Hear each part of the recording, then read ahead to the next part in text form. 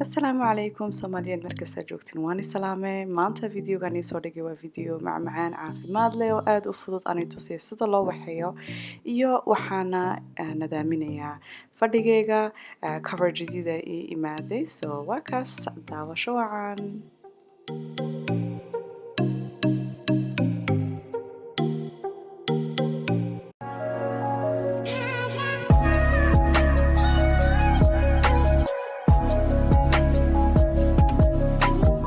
So wakan haddaa jadiid ku tahay channelkayga soo dhawow like ii saar subscribe ii saar ku soo dhawow channelka so maanta waa kan videogan ii duubay waa video macmacaan aad u fudud aan tusiyo sida loo waxeeyo ingredient code waxaan ii dhigay description box ama comment sectionka inshallah so imika butter baan ku daray sonkor baan ku daray sonkortan waa sonkortii dhiiga sokorta dhiiga ma kiciso marka waa sokor caafimaad leh laba naalo baan ku daray waxaana ku daray vanilla extract so wax kastay horta bowl baa lagu waxeynayaa waa very easy caano ma u baahno anigu caanuhu sensitive baan ku yahay marka jirkuu guba finan baa iga soo daataa marka buskudkan markaan waxeynayay waxaan doonayay buskud dairy free ah oona keto friendly xagan daqiiqda ama burkaan isticmaalaya waa almond flour ka meel kasta ka heli kartiin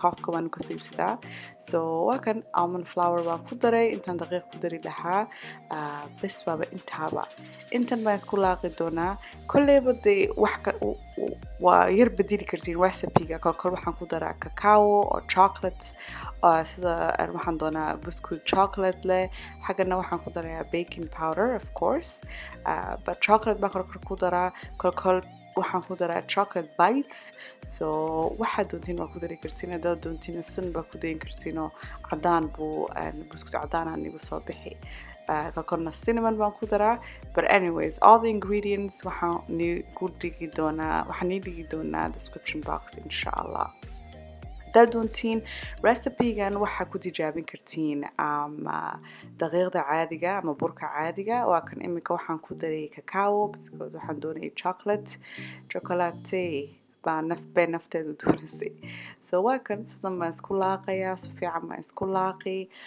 markaana fuurkaan gelin doonaa aduma lahaa waxayga qabsani 12 minute la socda because fuurku kolkol buu qof kastaba fuurkiisu kala duwan yahay marka kolkol iga gubtaa bal kani aan u haysto 350 Fahrenheit baan ka dhigaa oona waxaan ku kariyaa 12 minute wax ka badan haddaan ku dayo uu iga gubtaa because daqiiq ma aha waxa weeyaan almond flour so sidaas markaan isku laaqo xaggan baking tray baan soo qaadani haddaad doontiin parchment paper baad way dhigi kartiin anigu iga dhammaaday so waxaan ku spray garay oil so waa kaas imikana sida cookie doughga baan u kala bixbixin doonaa insha allah so qasab maaha sidan aanu u dhigayo qasab maaha inta idinku dhow waxaysiin laakiin anu sidan baan jecel yahay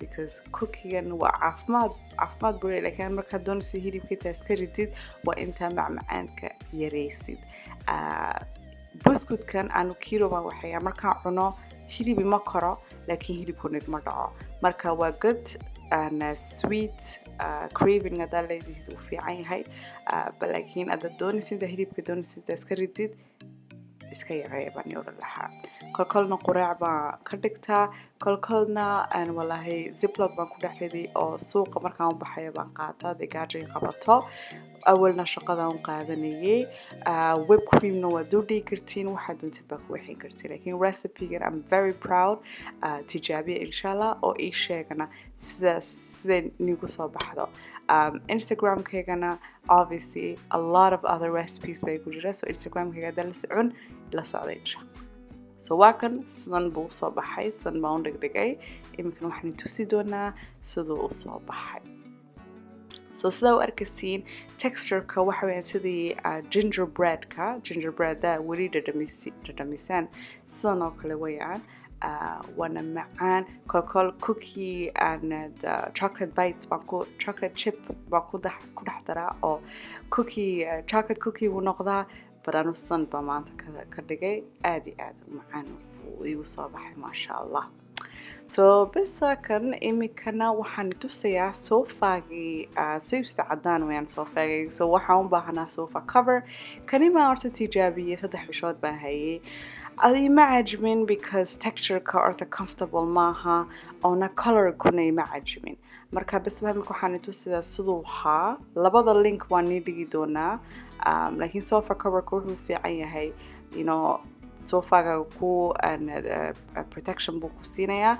Markuu ustagoobana waa meeri kartaa.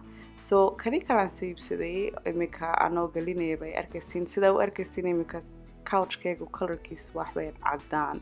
Ana wax kaas cadaan ay cajiibay laakiin kullee bade ilma yar waa gurigii jooga ana kuna degalka sofaga cuntadan ku cunaa marka waxaan doonay wax ay protection ay siiya. So kani aan soo iibsaday wax weyn velvety waa very comfortable. Waxaana u soo iibiyay ka sofagaygu wuxuu leeyahay 6 cushion.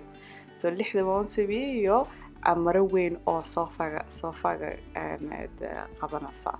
So imikana sidan buu igu soo baxay sida u arkaysiin. Wallahi aad iyo aad buu cajabiyay because color-ka sofagaygu u dhow yahay kani waa off white sofagaygu waxa weeyaan white bleach. Marka isku mid maaha color-ka laakiin sidan buu igu soo baxay very nice. Hadduu wax ku daato javel baan marin karaa xagaas oona mashiinkan gelin karaa. Waxaana soo iibsadana 6 marka kii horeysa waxaa xasuusinaysiin waan tusi doonaa kashanka dhabarka ma lehin separation. Waa kan imika waan tusiyaa separation ma lehin markii la sofaga sidan buu ahaa ima cajabin. Markaas kani kale waxaa u soo iibiyay individual cushion cover. Marka kani sidan buu ahaa ima cajabin. imikana sidan buu igu soo baxay. Salongaygina waan nadaamiyey because alaab badan baa meel kasta ii yaalay. Miiskii dhexdaan dhigay waa kaas xagaa baan dhigay because imika ilmahayga yar waxaa ku ciyaara. Balaakiin wax kasta si fiican buu igu soo baxay maasha Allah. Alaab badan baan iska daadiyey. Odagaygu uu nacaa waan tusi doonaa vase-ka xagaa yaala. Balaakiin vase-ka gift wuu ahaa wedding gift waa kan vase-ku xagan buu yaalaa. So waxaan is iri bar u hel flowers si fiican u soo baxay. So waa kan san buu igu soo baxay. Haddayna cajabisa videogan like ii saara subscribe ii saara ku soo biira channelka insha Allah waa noo khamiista. Maca salaama.